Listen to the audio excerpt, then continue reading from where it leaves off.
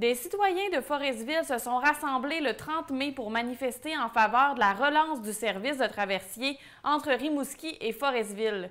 La télévision du littoral était sur place. Plus de 70 personnes se sont déplacées au quai de Forestville le 30 mai pour manifester en faveur de la relance du service de traversier entre Rimouski et Forestville. Cet événement, organisé par le citoyen Claude Huard, a permis à la population de se faire entendre sur ce bris de service qui touche toute la Côte-Nord, selon la mairesse de Forestville, Micheline Anctil. C'est un projet qui concerne l'ensemble de nos régions.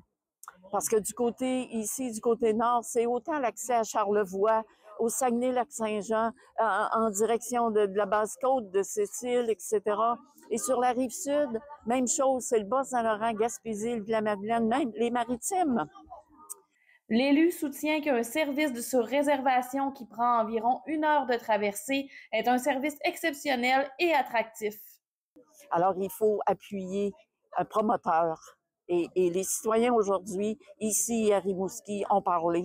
Et je l'apprécie énormément. J'ai fait appel à la mobilisation il y a 2 semaines passées. Alors, il y a une belle réponse aujourd'hui.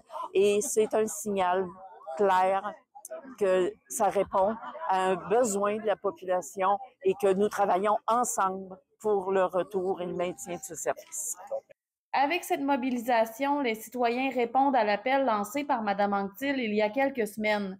Pour le président du Conseil central Côte-Nord CSN, Guillaume Tremblay, la mobilisation citoyenne, c'est la recette secrète pour faire avancer des dossiers. Parce qu'on le sait, moi je le sais, j'ai travaillé beaucoup avec Mme Anctil, on travaille beaucoup avec nos élus, ils travaillent très fort sur le plan politique.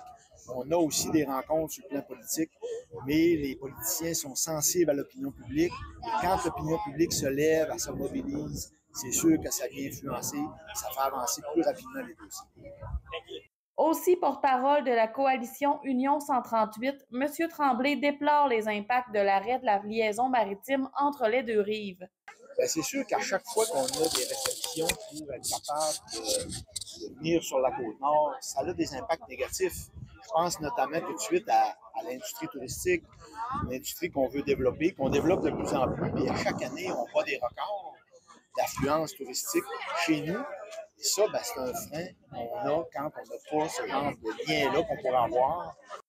La Corporation de liaison maritime Rimouski-Forestville travaille toujours à la relance du service.